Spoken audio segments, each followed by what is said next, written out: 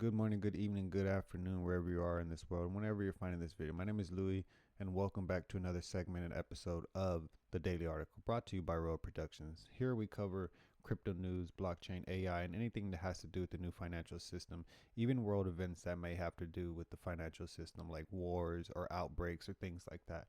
So without any further ado, let's get right into this information.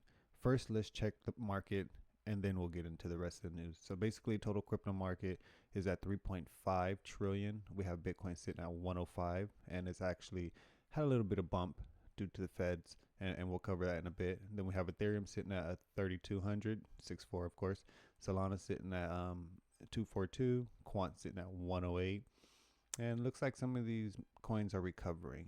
We know everything follows Bitcoin, but moving on, XRP still stable, a little different from the others, but 313, XLM, so on and so forth. Well, it looks like we have a little, not a god candle, but beautiful, beautiful candle, maybe a king candle. But anyways, moving on. So remember, if you guys want any of these articles, I do post them on my X, formerly known as Twitter. So usually if I'm going to cover an article, I'll post it here on my page and then I'll cover it. But basically, I also cover things there. And remember, always do your own research, okay? I'm not a professional. I cover these things on the daily. I don't post all the time, but I should. And I'm going to try to get these videos out to you guys more. So thank you for that. If you guys like the content, support me. All right, let's get right into this.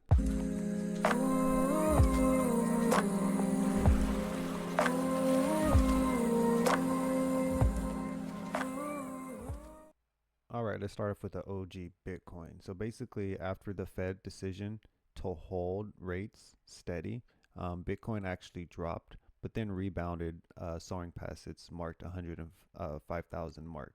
So basically, on Wednesday after this announcement to keep the Fed hikes and rates at a certain percentage, they just basically kept everything the same. So 4.25 to 450. And when this announcement happened, Bitcoin dropped. Okay.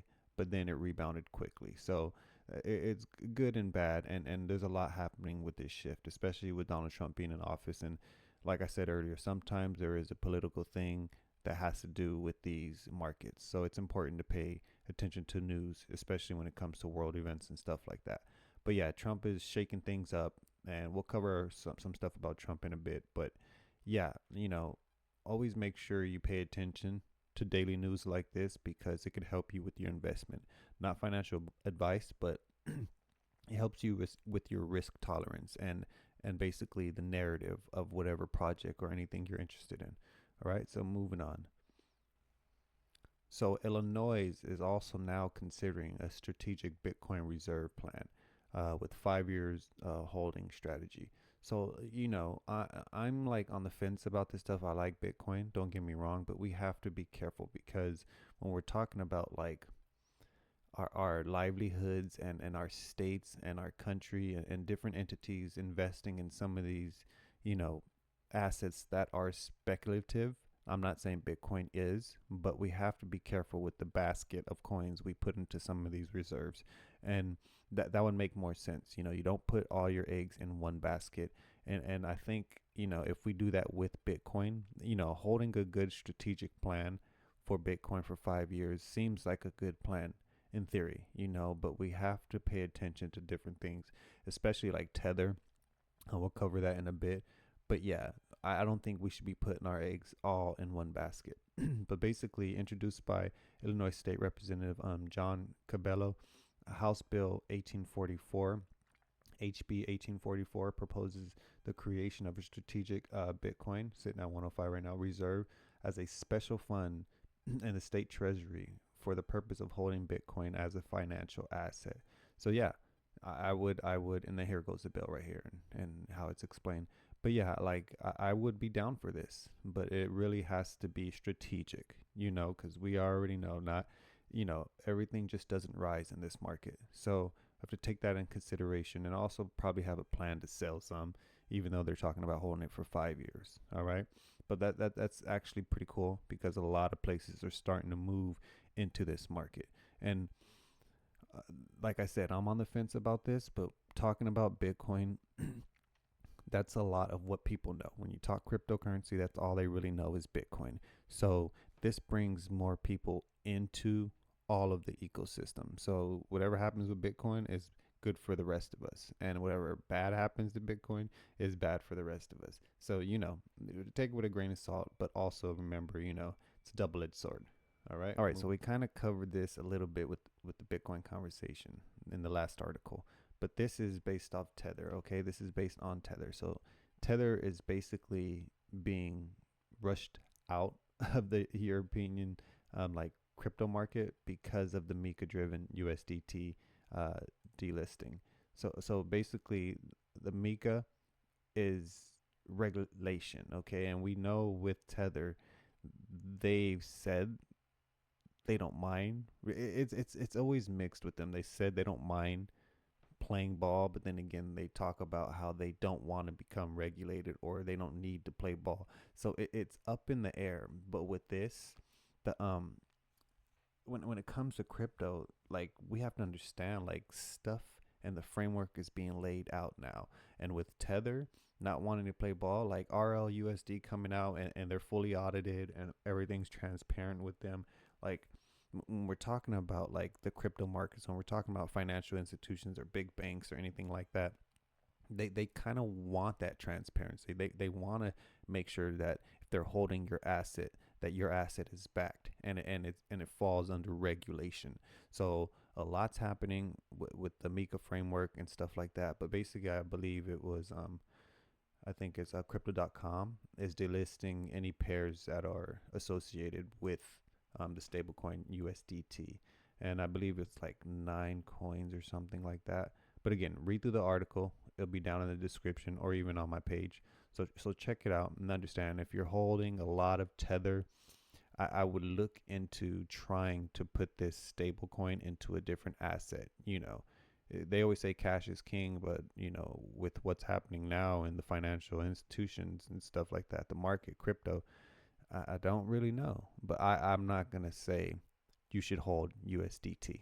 Okay, that's just it for me. All right, moving on. This is huge, and I love this. Like whoever's behind Trump and what they're doing, or it's just beautiful that you can see the business and strategic plan behind some of this stuff. So basically, Trump meme coin it can now be used to buy Donald Trump merchandise, which is beautiful. And I've always said this about the meme coins. You know, take for instance, we have a virtual reality world. You know what I mean? Kind of like Fortnite or whatever it might be, but in the virtual world.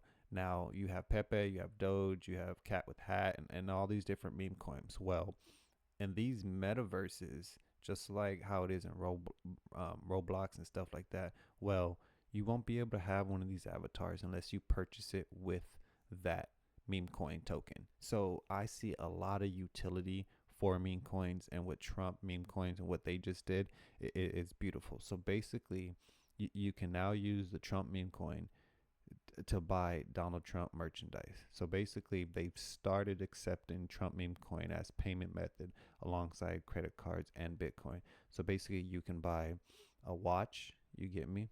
You can buy a fragrance.com, get trumpsneakers.com. So literally, this is beautiful, like I can't, it's one of those things where, don't hate the player, hate the game and the way you're playing it, so I'm up and down about this, but creating a utility for something that was supposed to be just a meme coin is beautiful.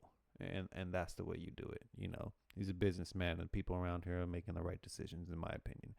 But yeah, it's pretty crazy. But I do see a lot of this happening with other assets in the world or other meme coins. So it's very important to look at coins. It's kind of like if you like Starbucks, you should invest in Starbucks. If you like these coins or like the whole idea behind this stuff, invest in it, but make sure you don't invest more than you're willing to lose. Not financial advice, but get out there, have some fun, especially with this market. It's crazy, but once you get into it, it's like a whole nother door and avenue opens up for you.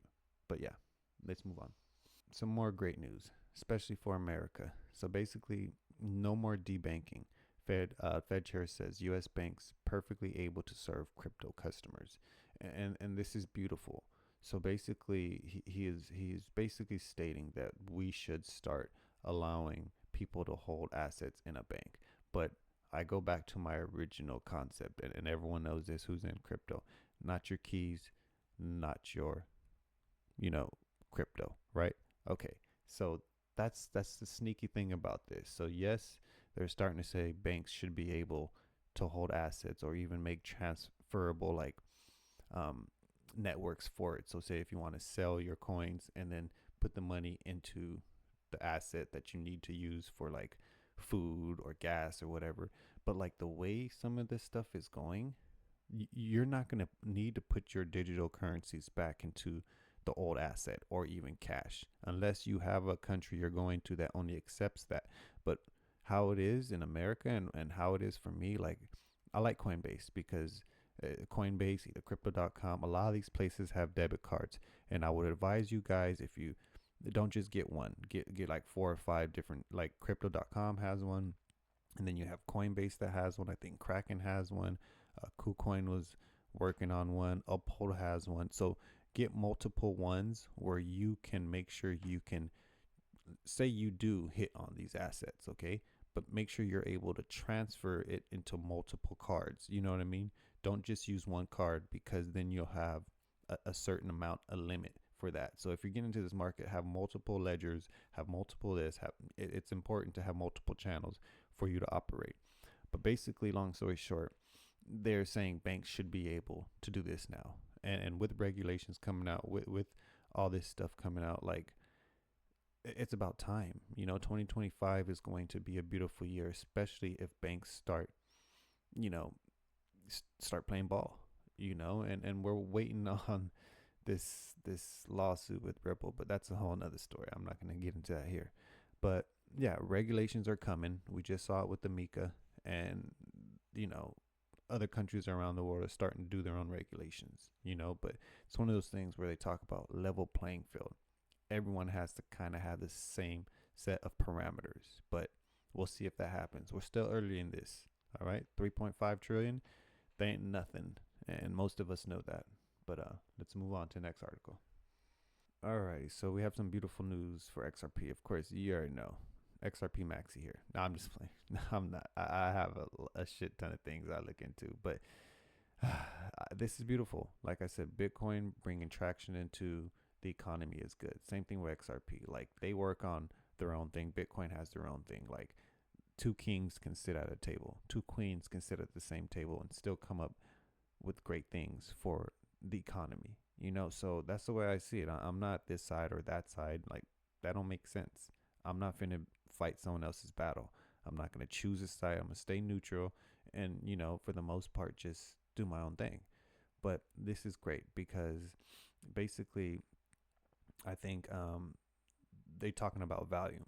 So a lot of this is happening because of um, RLUSD, okay, becoming a stable coin, and a lot of companies and institutions picking them up. I saw something the other day, and I should have covered it for you guys, but I didn't, so I apologize. But basically, more volume is being put on the DEX, and that's important. So volume average over 17 million daily this month, with over 1 billion since 2024 launch.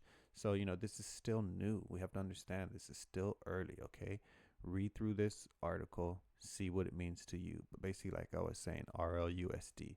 And this is helping a lot with liquidity. And when you have volume, you have liquidity, and that's what we need on these markets, all of them, not just one, all of them with utility that have great use case. We need liquidity because it will be congested if we don't. It's like Bitcoin has a lot of liquidity, but it gets congested when it's used. You know what I mean? So with XRP, it's the opposite. We have little liquidity, but when it's used, it won't be as congested. So it is one of those things where I'm not comparing the two because, like I said earlier, they do two separately different things. And all this trying to bump heads with other maxis, we need to stop that. All these people are working behind closed door. I, I, I would think this guy has some Bitcoin. You know what I mean? I would think he does. But that's just my opinion. All right. You guys have a beautiful day. If you guys enjoy the content, make sure you drop a like, subscribe, and share this to your friends. And remember, if you guys need any of the articles, head over to my ex, formerly known as Twitter. So yeah, I post everything there.